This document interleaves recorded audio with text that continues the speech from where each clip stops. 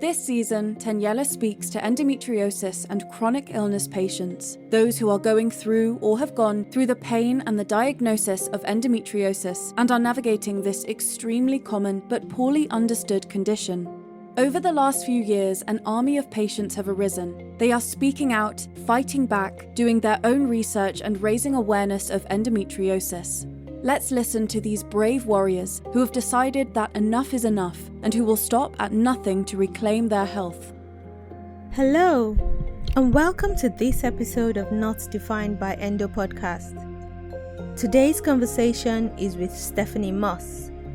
Stephanie is an endometriosis advocate, infertility warrior, trauma survivor, and a third-year medical student pursuing her medical doctorate at Rush Medical College in Chicago. She has a passion for trauma-informed care and advocating for those disenfranchised in society. She loves to share her story through writing, social media, podcasts, and presentations. Her work has been featured across various platforms including the Endometriosis Foundation, Kevin MD, American Medical Women's Association, and Survival Revive. She has also created a website called www.medpsychmoss.com, which features her blog, links to her work, and a comprehensive selection of trauma-informed resources for both patients and healthcare providers. Join me today and let's listen to Stephanie's story. Welcome, Stephanie, to the show. Thank you so much for agreeing to come on Not Defined by Endo and sharing your story. I really appreciate your presence here today. Oh, thank you. It's such an honor to be here and be able to share my story. Yeah. And for those who are listening, I reached out to Stephanie on Twitter and because I saw a tweet about her experience and I was curious and I was like, I need to get her on the show so we can talk about what she's been through. Stephanie is a medical student and she has endometriosis, but I'll stop there and then let's all learn about Stephanie together. Yeah, thank you. So, oh yes, I do remember that. It was earlier I believe it was last year that I started writing about my experience. I had gotten to a point that just so much was going on in my life, both new mental diagnosis, new physical diagnoses, infertility, endometriosis, that there was just so much going on. I had to write it down. It was the only way I could process it since no one in my family or in the close friends was dealing with so severe diagnoses and challenges. So I started writing down with the goal to hopefully write a book one day. And I have done different sections, and specifically the section on kind of my physical health was a lot about my journey to being diagnosed with endometriosis. And I ended up publishing it first on my blog, and the Endometriosis Foundation actually reached out to me. They had randomly seen it and they're like, oh my God, let's put this on the Endo Foundation's website, which was amazing, a huge honor. So we kind of cut it down, made it and posted it on there. And that was kind of the start of all these amazing people that reached out that are also similarly going through kind of a struggling diagnosis journey of medical gaslighting and struggling with doctors after doctors that just don't know what they're dealing with, saying that their pain isn't valid, all these things, such similar experiences. And it's been so heartwarming to know that I'm not alone and other people are not alone, that it's 1 in 10% of women. Yeah. That's a lot. That's a lot. And thank you so much for sharing that. Like you said, I think one of the aims of this show is to get people to realize that they're not alone and they're not defined by, whatever the condition is. So let's talk a bit more about the condition and your path or your journey to diagnosis. What were your symptoms? When did they start? And how did you now get to the point where you got diagnosed with endometriosis? And if you want to share any other conditions you might have been diagnosed with. Yes, of course. I think a lot of it started around puberty, where I had a lot of period cramps, but thought it was normal. A lot of my friends in school were also suffering with cramps and PMS. And so I just assumed it was normal to what all women struggle with. I remember I had gone to a gynecologist early, maybe when I was 15 or 16 with my parent, and the OBGYN suggested, well, to put me on birth control pill. My parent did not like that. So that was kind of the last time I saw a gynecologist before I was 18 years old. And I kind of just dealt with the pain. It wasn't till I actually was over 18, I could move out to college, that I actually started taking control over my own health care. And I had been experiencing so much stomach pain. So I went to a primary care doctor, which pushed me to a gastroenterologist. I had an endoscopy, a colonoscopy. The endoscopy actually found some stomach ulcers. So for a couple of years, I was like, oh, I guess that is the pain I'm dealing with, stomach ulcers, okay. But even after we dealt with the stomach ulcers, the pain was still there. So of course, I went to a couple other gynecologists, and I ended up just randomly getting a IUD in place because I was struggling with managing the different doses of birth control pills. None of them would really get rid of the pain. So I was on an IUD, and then I went to med school. And in medical school, it was my second year of medical school, we were doing the sex and reproduction block. And one of the first conditions we started going through is endometriosis. And it was so interesting because as I read the symptoms of endometriosis, I felt like I started like, wait, I have that. Wait, I have that. Wait, that's not, you're saying that pain while going to the bathroom is not normal. Oh, you're saying pain during sex is not normal. Oh, you're saying that, all these different symptoms of pain and struggle. I felt they were I felt very connected to it. And It was, So that was kind of the first little bit of, for the first time I really heard and started to connect with this diagnosis.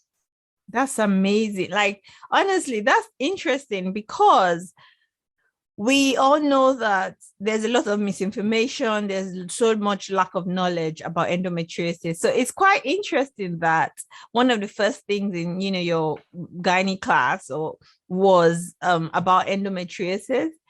And I have a quick question about that. We're told that, doctors don't know a lot about endometriosis. They need to be specialists in endometriosis, not just a general gynecologist who is, an obstetrician who's just giving birth to children. So how would you say the teaching of endometriosis as a course, or maybe it's not just a course, maybe it's just part of a course, but would you say that you got a lot of information in that course? Because as a medical student, I'm sure that I feel like it's just one of so many things you are taught. So how would you say the teaching of endometriosis was for you? That's a really good question. I would love to talk about that more. I would say we have a textbook. It's called a first aid book, and it is about 900 pages. And we have to pretty much memorize that 900-page book in order to take our first board exam. And I would say in that, there's about 20 pages of everything to do with, no, I would say less than that, maybe 10 pages of like gynecological, female specific reproductive type conditions. And then go even farther, it's a couple lines that says endometriosis, symptoms of this. I would love to pull it up. I'll pull it up at some point. Small, like these are the symptoms. This is quickly what we do. And then that's it. And that's how it is for every single thing. They usually have like, this is the genetics. These are the symptoms. Maybe this is how you diagnose, whether if it's surgery or if it's blood tests. And maybe sometimes they have what the medication is, something like that. Now I do want to recognize this is just the basic knowledge, but it's the basic knowledge that every single doctor in the US gets. So any doctor that currently graduates, at least in the past 10 years, they've had to have heard of endometriosis because it's a requirement in the book. Now, the thing is, that's not, if we go to doctors that are over 20, they graduated over 20 years ago, prior to the 2000s, they probably have never heard of that condition. And that's a problem. Wow. Stephanie, you just, I feel like a bright light shining, because I haven't actually spoken to someone, a medical student. I've spoken to doctors, but it's so interesting to speak to you and really understand what you're actually learning about endometriosis. So it's almost like, apart from the doctors that have no empathy and no desire to even learn and believe their patients, you can almost not blame the doctors, because it's what, they don't get. There's so many things, like you said, a 900-page book that, a couple of pages are about endometriosis.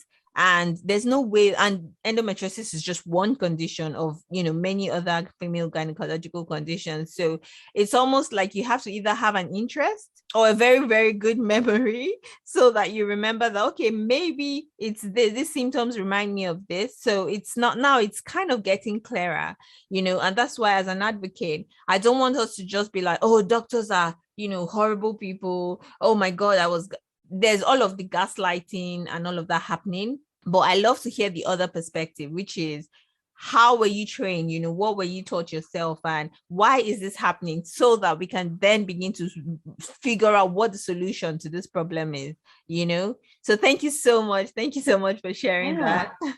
No, and I'm so glad I actually pulled it up. I actually pulled up the book, and I'm looking at it, and they have endometriosis, and they have little pictures of what it can look like. Now, in the research I've done, there is not these two pictures that I have in the book. There's so many types of ways endometriosis can show up. And then right here, it's so focused on like the chocolate cyst, which means endometrioma on the ovary. But there's, at least in this book, which, let me remind you, this is the one that every single person, not just in the US, any international person that comes and practices in the US usually reads in order to pass their first year exam. They read this. And in this little thing, I don't see anything that talks about the cysts going to other parts of the body, of it having issues with bowel, issues with bladder, but there's so much research out there that that's the case. And that's such a common thing. But like I said, I do want to mention that this is just the beginning. Once individuals go to their third year of medical school, then we actually spend a couple months in the OB section, maybe about a week or two in clinic. And that's where they learn a little bit more about endometriosis. But again, if in that 1 to 2 weeks, and this is for every single medical condition, you just get a flavor of it. Yeah. And then unless you go into OB-GYN, you might never hear it again. And I love what you said, that it's a whole body disease. And if it's a whole body disease, that means people in the gastrology, people in psychiatry, like they don't connect to really what it is. They just have, like a sentence memory that they remember from medical school. And if what you're presenting with does not match with the little memory hook they remember, they're going to throw it out the window. Yeah. So and not even consider it. Yeah.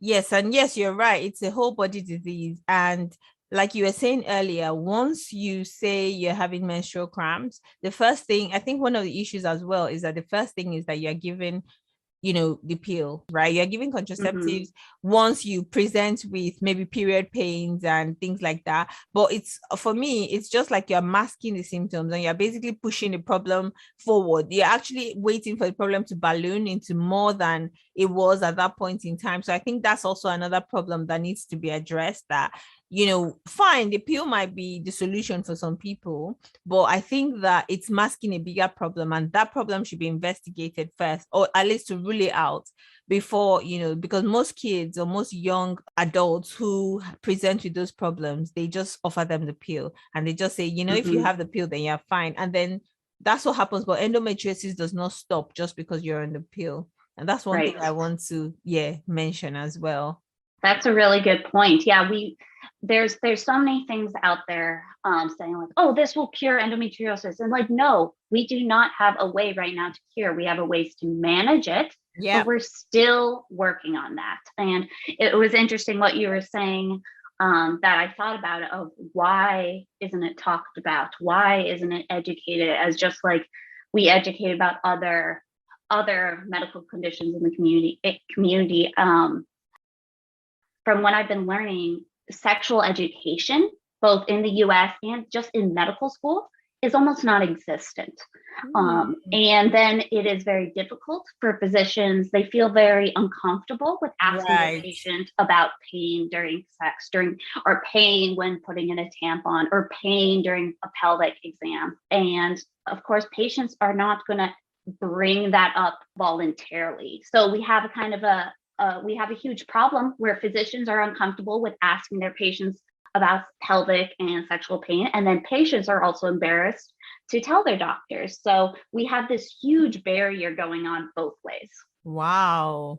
Yeah, I never thought of it that way. I know that, yes, you're right. Patients can feel uncomfortable. Patients can feel rushed. You know, sometimes you go into your doctor's office and you just forget exactly everything you wanted to say. Yeah, but I've never actually thought about it the other way, that doctors are also uncomfortable, can be uncomfortable, asking, about pain during sex, like you said, or pain during when you're trying to insert a tampon, or, pain during bowel movements, things like that. Mm-hmm. We have to stop feeling ashamed. I think is really important. I mean, it's not easy, but we have to realize that it's not a thing of shame to be in pain. Like the quicker you can talk about it, the quicker you hopefully will get a solution. So that's really important. And to anyone listening, I'd like to say that it's really important that you are able to, document all your symptoms when you're going to your doctors, because you never know. It might be one of the things you mentioned that will strike something in the doctor's, memory and remind the person about, maybe endometriosis or fibroids or whatever other conditions that it might be pointing to. So yes, that's something that is so true. I'm really glad you said that, because that is the case. If you bring it up to the physician, right, it might trigger a memory, or it might trigger at least like, oh, I don't know, let's refer you to someone who knows more. And that is totally fine. Yeah, that's true. Okay, so let's go ahead with your story. How did you, so once you got diagnosed, what was next? Like you got diagnosed with, tell me a bit more about the actual diagnosis process. Did you have a surgery? And after that, what happened next? Were you put on a pill? Were you put on you were already put on a pill. So were you put on Lupron? What did you get done? Yeah. So that's a really good question. So it's really interesting because I read these symptoms in my book. Going back to the book, I saw these like, oh, this looks like endometriosis. So I then go to my primary care doctor at med school and I say, hey, I've been experiencing these symptoms a long time now. I think I have endometriosis. And the response to from the doctor was, no, you're just being a med student. It's called med student anxiety, where they start thinking they have all these different symptoms. So automatically from my physician, that's for medical students, says, nah, someone who's actually educated in the medical conditions is saying that what I'm experiencing is not correct. And it's just anxiety. And so a couple months passed, and then I actually go to a specialist of endometriosis, which I didn't, of course, before would never have been able to afford or being able to find. And the only way I was able to do that is because my medical school health insurance, since we were connected to a university, we had one of the best health insurances. So I got one. And the moment I walked into this OB, she was like, oh yeah, that sounds definitely endometriosis. Let's schedule the surgery in 2 weeks. And I was just floored. I just couldn't believe it. It was like, for the first time in 8-10 years, someone's saying, yes, that sounds like endometriosis, or that sounds like something, or that's not normal. So that was the first, like, just amazing thing that happened. I went through, I had the surgery at my school, actually, because they're one of the only hospitals in the huge city of Chicago who has one of the Da Vinci machines. So already a huge privilege there. Wow. I had the excision surgery with the Da Vinci machine. They found that both my tubes were fully clogged with endometriosis. Thankfully, my ovaries looked fine, so I didn't have any of those endometriomas. I did have a hole in my pouch of Douglas, so that was one of the things that they saw, and then they saw a lot of different possible scar tissue. So that was definitely the start of being able to be like, wow, this is real. It all kind of came to fruition. And I found out I had infertility. I went through removing my eggs a couple months ago in October, after a ridiculously long time fighting with my insurance, because my insurance did not want to pay, obviously, for the medications. And I'm actually currently in another fight to do it again, because they don't want to pay for them again, even though they did it. I was amazed. They did it once. We did. Yeah. No one knows how magic we were able to get it approved, but wow. Yeah, that's kind of where I'm at right now. Wow. First of all, can I just say that what happened to you was literally the definition of gaslighting? Like, I cannot believe that someone in medical school, where you are, is saying that, you've got you're imagining things just because, yeah. So basically, the person is saying that because you're learning so much about all sorts of conditions, then you picked one of them magically.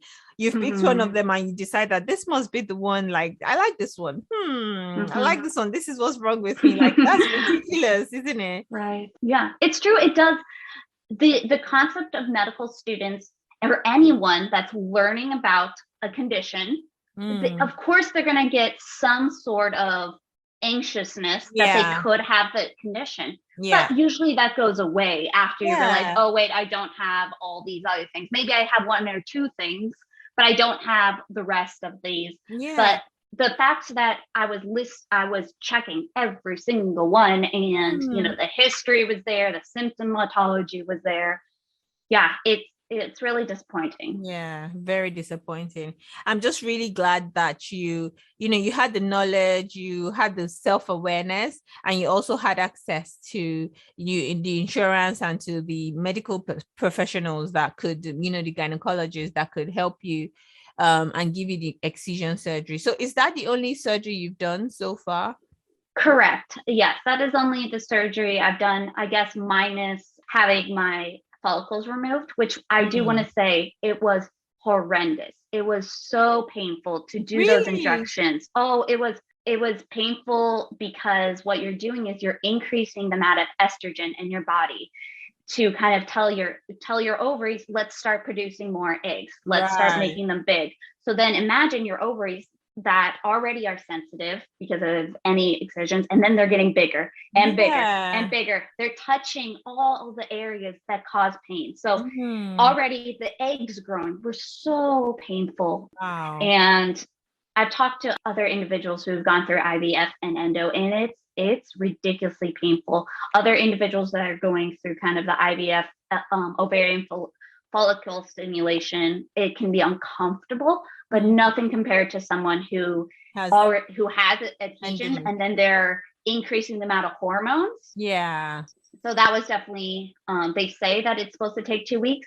I struggled with about a month and a half, 2 months with this ridiculous pain. Oh my goodness. I'm sorry about that. But how do you feel now? Is it a bit better now? Thankfully it is. It's definitely been a lot of work and playing around with those hormones to bring my hormones back down to normal. I had something called hyperstimulated ovarian syndrome after it, which is a known side effect, but not a good one. And unfortunately, I actually went to the ER that night after my ovarian stimulation. And unfortunately, again, the resident physician that took care of me in the ER had no idea and didn't even do an ultrasound, even though I told him, hey, I just came from IVF, removal of eggs, no knowledge. Didn't even consider that. And I had so much liquid in my abdominal cavity. So it's again just another show of just how uneducated individuals are regarding female pelvic floor conditions. Yeah. I also believe that a lot of work needs to be done regarding any female conditions. We need to speak up more. We need to have more empathy. We need to educate ourselves a lot more, because I feel like it's unbelievable like how little we know about some of these conditions. And how can someone present to you and say, okay, this is, I just had this stimulation, I'm going through this process, and you don't even consider to do an ultrasound, even if you don't even know about ovarian hyperstimulation. Just say, Right. you know what, this is, most times when you say anything about female thing, you say, okay, let's do it, let's do an ultrasound just for the sake of it, but Right. you're not even trying to do that. So I don't know, we just need to keep speaking up and keep doing this work. And I'm sure that hopefully in our children's generation, in the next generation, hopefully things will change. But yeah, we keep working at it. Exactly. We don't give up. I love that. We never give up. Let's talk about, you mentioned a bit about how difficult it was for you with your insurance, and I'm really curious to talk. And I'm curious and I'm interested in talking about how it works in the US, because I know that while we all say excision surgery is the gold standard of treatment, a lot of people don't have access to excision. So first of all, can we talk about the difference between ablation and excision and how it works when it comes to insurance, and why was it difficult for you to get them to approve your treatment? Just for people to know a bit more about how it is, how it works, and why it's so difficult for everyone. Yes, and I definitely want to preface that this was definitely my experience with my insurance, which I have a PPO plan, which is one of the highest. There is kind of the lower grades of Medicaid. Individuals who make under, I believe it's like $40,000 or a certain amount, they are eligible for Medicaid, and Medicaid pays some can pay, but there's definitely, you have to go through approvals. You have to have a special you have to have a doctor referral. So many things, so many barriers. And then a lot of hospitals don't even accept Medicaid. So then if you have a lower end insurance because you don't have enough money, I work with people who have pain in a health clinic, and I was dealing with a patient just like that she had endometriosis, and she was calling out from her work so much because of the pain that they fired her.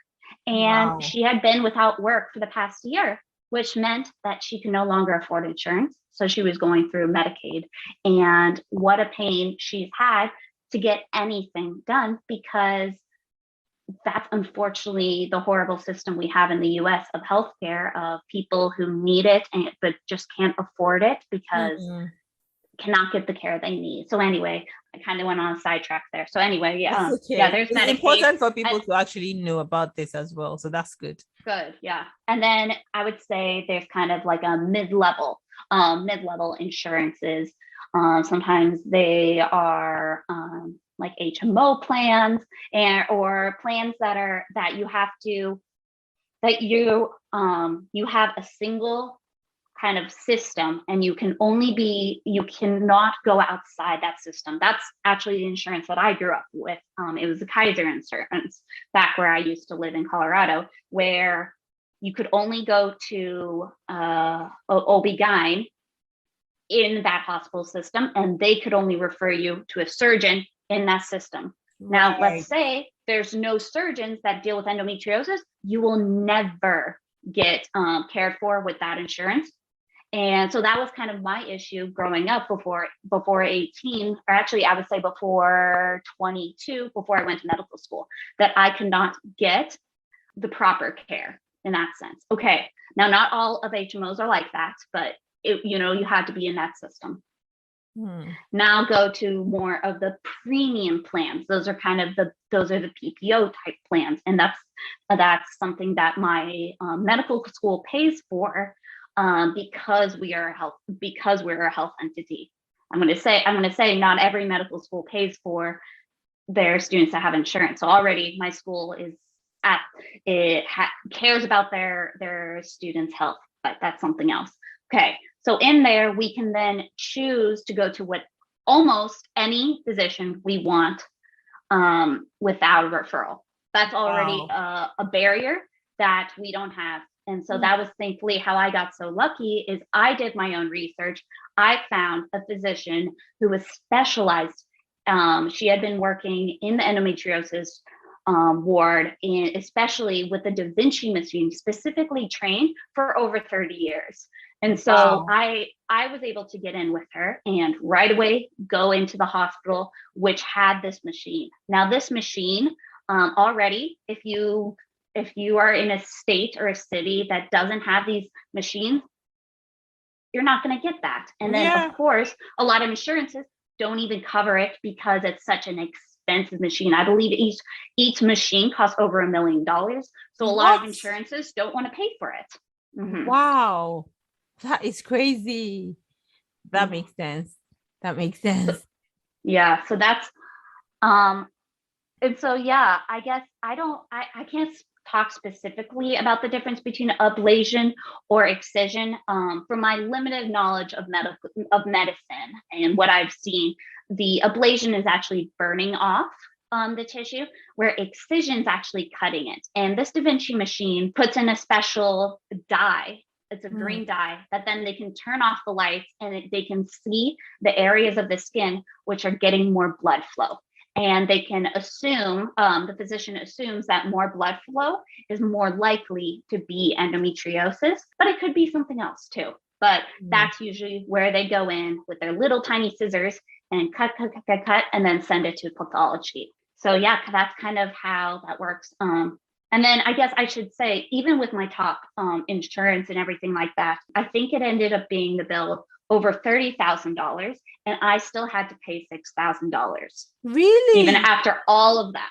Yeah, I got a bill at the end saying that your insurance, they do kind of an 80%, 20% thing of you pay, the insurance pays 80%, you have to pay 20%. And thankfully, I then applied. So add in another layer of complexity. I applied for financial aid, and the hospital that I was in accepted my financial aid many months later because I didn't make any money. I'm negative money. Every year I take out $100,000 to go to medical school. I didn't work at that time because we're not allowed to work in medical school because we work 80 hours a week. So anyway, yeah, that's thankfully how I use the money from the hospital pays for most medical procedures if the person is below a certain poverty level. And at that point, since I was making $0 as a medical student, I could do that. But so much complexity, so much privilege, and yeah. Wow. It's crazy. And still struggling to get things paid. Yeah. I can't even imagine if I was supposed to bring 6,000 pounds because I'm in the UK. I would just be like, I don't have it. I literally do not have that, and it's impossible. Right. So it's this disease takes and takes and takes. And I honestly applaud you. And I think you're really strong considering everything you've gone through. I would say here in the UK, it's a bit different because most of us are on the national health system, which means basically healthcare is free. And what we just pay for is medication, and it's even subsidized. So every medication is still like, I think £9 now, regardless of what it is. But then there's the opportunity, or because the NHS is really, overwhelmed at the moment and overburdened with, backlogs and so much going on, like the waiting times are so long. So you might be waiting for years before you can even get anyone listening to you or even trying to do investigations on what's wrong with you. But then there's the other part, which is private. So you can go private, and that's where, you have to pay for each procedure. You have to pay for every single thing, the blood test, the consultation. The first consultation might be like 300 to 500 pounds just to see someone and figure out what's even going on in the first place. And then after that, you pay for every blood test. Thereafter, you pay for, every procedure, you pay for all the medication. So it's not easy in either of the worlds, but I think, there are pros and cons.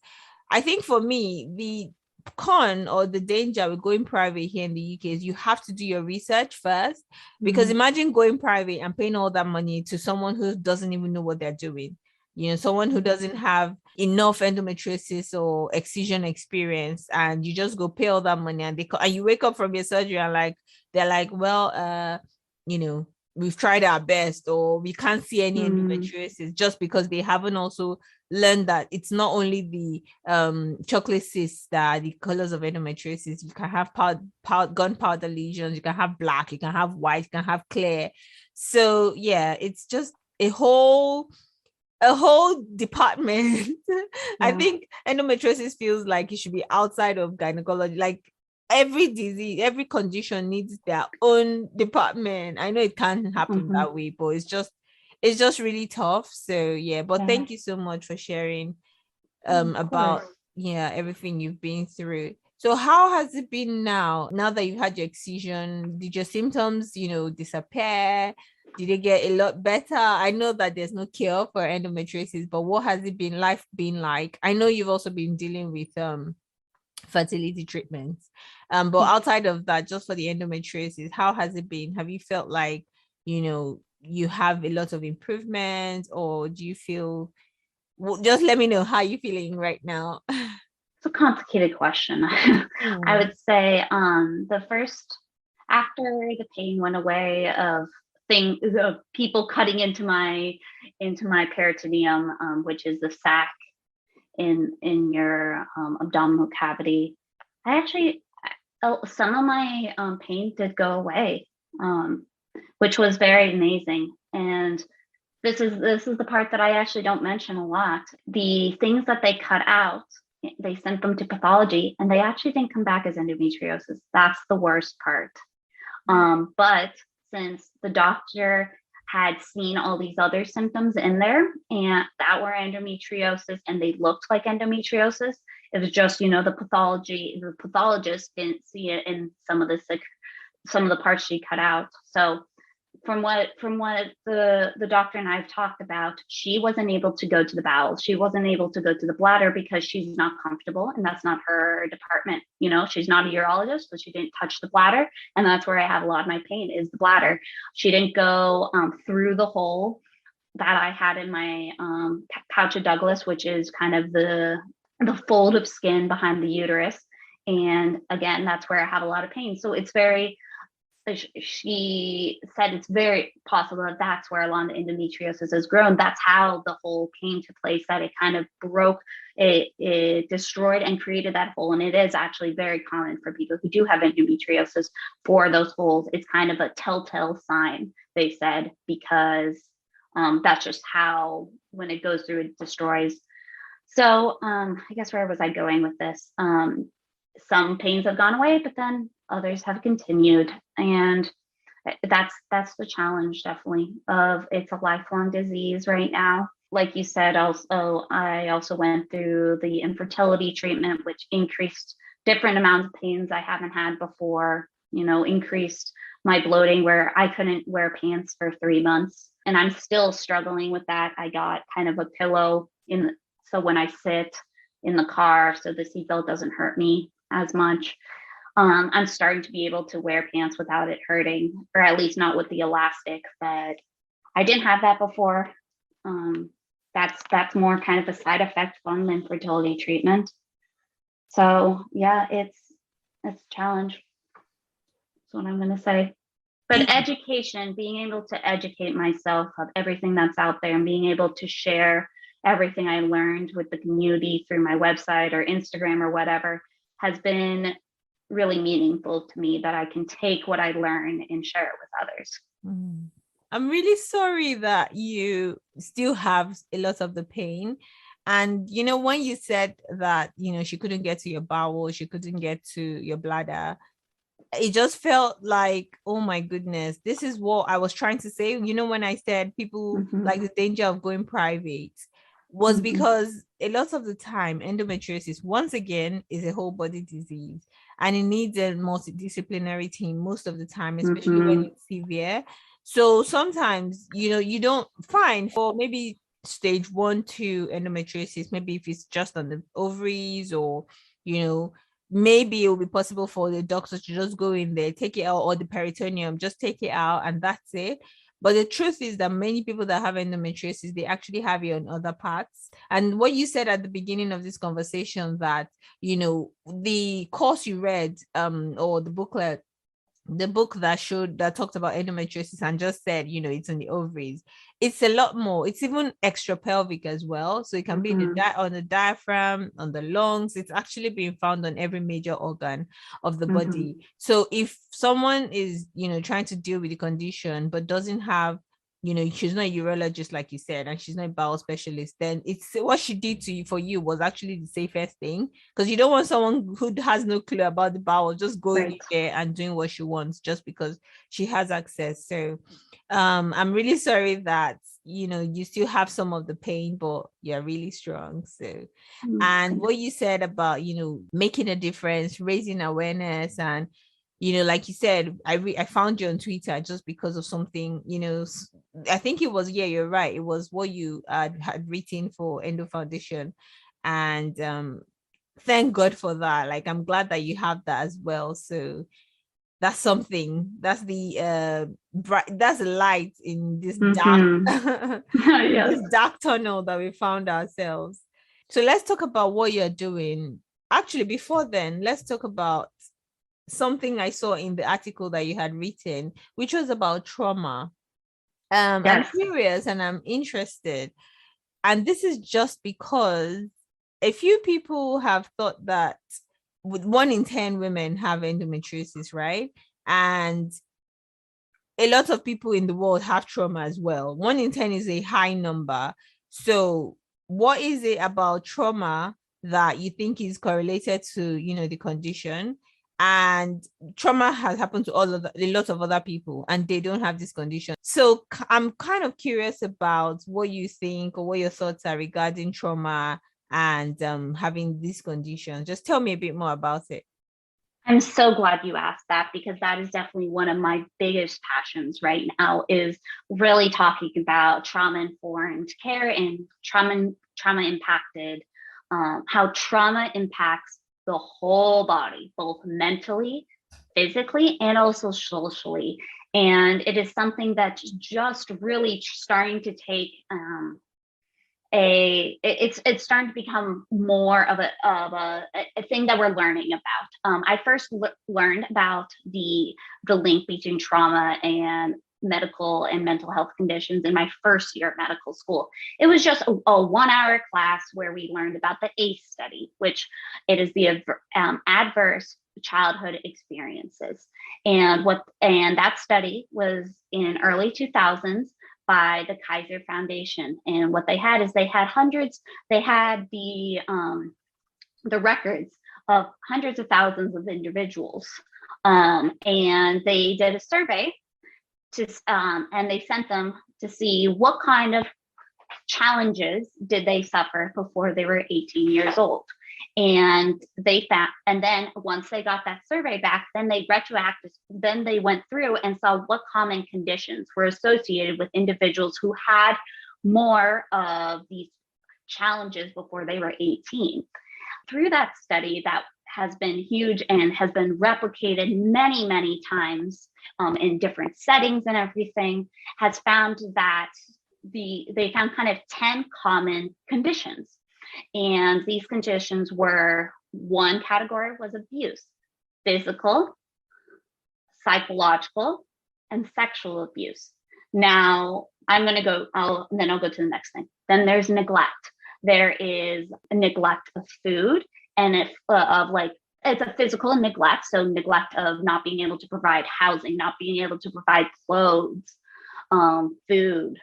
Then there's emotional neglect, not providing the best emotional care of love and comfort, all these basic emotional needs a child needs to develop properly. And then the third category is more social. So there is, if parents are divorced, if the mother figure has, or just parental figure has had physical attacks, if one of the parents has a mental illness themselves, that could be alcohol, that could be, there's a whole list of mental health images. In the kind of social household dysfunction, we talked about the maternal figure or mother figure being treated violently. We talked about the mental illness. We talked about the divorce. Actually, another number 9 is actually substance abuse. They actually separate that from not just the mental illness, but actually if a parental or just someone in the household, it doesn't have to be a parent, even a sibling has a substance abuse, that's another adverse childhood experience. And then the 10th one is having someone incarcerated. Now, I love how you mentioned almost everyone has some sort of trauma. And that is so true and is unfortunately one of the things that a lot of people don't realize, because either a lot of people in their community has suffered, or maybe they think, maybe what I had is normal, or it wasn't as bad as someone else. And through my work with trauma and through my I've both personally and working with other trauma survivors and getting education on this, is it doesn't matter if you're comparing it. The fact is, whatever level you had, if it impacted, if I'm gonna talk with the physical abuse. If someone was trying to hurt you, or you had any fear of being in pain or fear of being hurt, that was physical abuse, and you didn't deserve that. Maybe you didn't. Maybe there are other people that had a lot worse, but that doesn't matter. It's the fact that you're not supposed to live like that. That is not appropriate living environment. So that is considered an ACE. Okay, so they did the survey. These were the most common 10 things they found. And then they correlated with what type of conditions are these people dealing with long term. Very common conditions were cardiac issues. Here, let me pull out the actual, here it is, ACE scores and health conditions. And I'm pulling up on Google. Anyone has access to this, but anyway. So common things that they found were COPD, chronic obstructive pulmonary disease, coronary heart disease, cancers, diabetes, kidney disease, depressive symptoms, and then there's so many other factors. So those are just health conditions. There is mental health conditions like heavy substance use, more drinking, smoking. And then there's also socioeconomical things that they saw that people who had greater than 4 ACEs, 4 of these common things, were more likely to have less income. So lower socioeconomic status, lower finishing of high school, more unemployment. So those are just the common things. Now let me backtrack and let's talk about why I ended up including that endometriosis article. And let me also pull up that specific one. Going back, the Kaiser Permanente study was done in 1995, so even before 2000s. So people knew about it since then. This particular article, and I had no idea it was so controversial, and it's really sad it's very controversial, but in the medical community, there's no controversy. I do want to mention that a lot of the controversy that I've been hearing is from the community of saying, oh, I didn't have abuse and I have endometriosis, or patients who have endometriosis saying, oh, I didn't have abuse. That's not what this is saying. This is saying that individuals who have endometriosis have an increased risk of having some sort of trauma in their life. Not sexual trauma, not physical trauma, just it's either and or. That's also a big thing that a lot of people are correlating. I didn't have sexual abuse or I didn't have physical abuse. That's not what the study's saying. Saying just increased risk of people who had sexual abuse and or severe physical abuse have an increased risk of developing endometriosis. Right. That's it. That's all it says. So this doesn't mean that just because this is not saying, oh, I have endometriosis, so that means I must have been abused. It's just saying that there's an increase in the risk of those who have it to have had some kind of trauma. That's what I don't know if I've said it right. Exactly. You said it perfectly. And I want to make that loud and clear because yes, I myself have received a lot of messages with people very upset with me and saying, how can you dare say that I didn't have trauma? And so I had to, re-educate of what this means. And I do want to say, in the scientific community, research wise, it is correct. You know, it is statistically significant in how they do research. Yeah. So I do want to say that. Now, my own personal passion is seeing how all different, not just physical and sexual, I'm talking about all types of trauma. And since that 1995 study, there have been so many more studies finding that it's not just those 10 things. Racism is an adverse childhood experience. Low socioeconomic status is another one of those. You know, there's so many other ones. Possibly this COVID is going to be considered because of how much of an impact it had on people. So I do want to mention that trauma, yes, it can happen to everyone, and maybe not everyone has a similar mental condition or physical experience from it, but it most likely you will have something from it. It's just how humans work, how we deal with extreme stress in our life. We just each deal with it different ways, and it comes out sometimes in the body, sometimes in the mind, or sometimes through both. Wow, that's really interesting. And I'm so happy that you've, shed some light on what the research is and, how passionate you are about it. And I really wanted to mention that because I felt like that would have been the elephant in the room, because like you said, Yes. in the community, I think I saw a post or something not too long ago where someone was like, here we go again, patient blaming. And I was like, this is interesting. That's probably not what this is about. Like, but I get your research, and like you said, if it's statistically significant, then it is. And it's just for people to understand that there are so many things that happen to us that we don't, like you said, we don't think that we've experienced trauma, but our bodies actually have. And everything going on in our body is a series of chemical reactions, right? Hormones is chemical reactions. Like, that's why you can be afraid and start sweating. Like there's a physical reaction to that emotional fear or something like that. So, but yeah, that's really interesting, and well done for all you're doing. So are you doing further research into it? Are you trying to, go for a doctorate or something into this? So that's an interesting question. I'm not trying to get my PhD. I'm just doing my MD. However, a lot of MDs do continue with research, and that's what I'm trying to do. I'm working with a lot of different things to further education and research on traumas linked to health conditions and mental health conditions. I haven't yet gone in specifically into endometriosis, but since I deal with it myself, I kind of naturally start, speaking with other doctors about it, seeing how I can plug in. But I also have to work on my studies, so it's a hard balance. But yes, I do plan once I actually finish my doctorate, finish my residency, to continue with the advocacy and continuing of research for these conditions that for me are very personal. And I know for millions of others they are too. Yeah. You're a powerhouse. Well done, Stephanie. Thank you so much.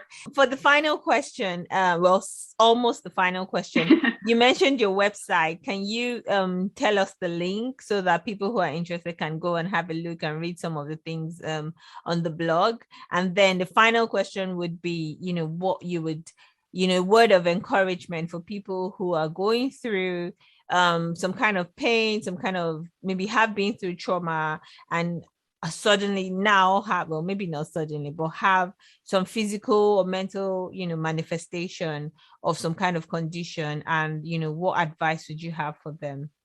Yeah. I created, it all started with an Instagram where I started my story, and it was called Med Psych Moss. And I've stuck with that because it's a mix of my passion of medicine, so MED, and then psych. I got a bachelor's in psychology, and I might go on to psychiatry. I'm not sure yet, but med, MED, psych, PSYC, and Moss, MOSS. So medpsychmoss.com or at medpsychmoss. And that is the website once you get to medpsychmoss.com, you can then reach all my social medias on Instagram, on Twitter, on YouTube. But the reason I created that website was I seem to be always being like the liaison and connecting of information. So my website is in addition to, of course, being a blog, my passion for it is putting resources both for patients, for individuals who deal with conditions, both pelvic floor, trauma-based, so patients, and then also another section just right underneath for healthcare providers, so they can learn how to better treat and better provide resources to their patients. So I'm trying to bridge that gap, both for patients and for health providers. Oh, well done. Thank you so much. Thank you. Oh, and then let me answer your second question. Really, I think the biggest lesson I've learned through this entire thing that I really want to pass on is you do not deserve to be in pain, and no one has the right to tell you you are not in pain or your pain doesn't matter. That's it. Pain is not normal. The pain is real. It's real to you, whether if that's pain physical or if it's pain, your heart, your mind is in pain, that's real. And you don't deserve to be in that pain. So if someone says, you're not dealing with, or we can't do anything, get a second opinion. Go to someone else. You have the right. And maybe, I want to say you won't hurt the doctor's feelings. Yeah, you might hurt the doctor's feelings, but that doesn't matter. You have the right to ask for another opinion. I'm going to give you a clap. I'm going to applaud that because that was so good. Thank you. Thank you so much, Steph. Thank you so much for coming on the show, for sharing your experiences, for sharing, what you're doing and your advocacy work and how you're raising awareness, and for that amazing and powerful word of wisdom. Thank you. Yeah, and to everyone listening, please go on Stephanie's website and go and learn more, and all of the information will be in the show notes. So that's a wrap. Thank you. Thank you for listening to today's episode of the podcast. Don't forget to share, rate, and subscribe. If you'd like to share your story, please reach out on Instagram or Facebook, or send an email to info@notdefinedbyendo.com. Till next time. Remember, you are not defined by endo.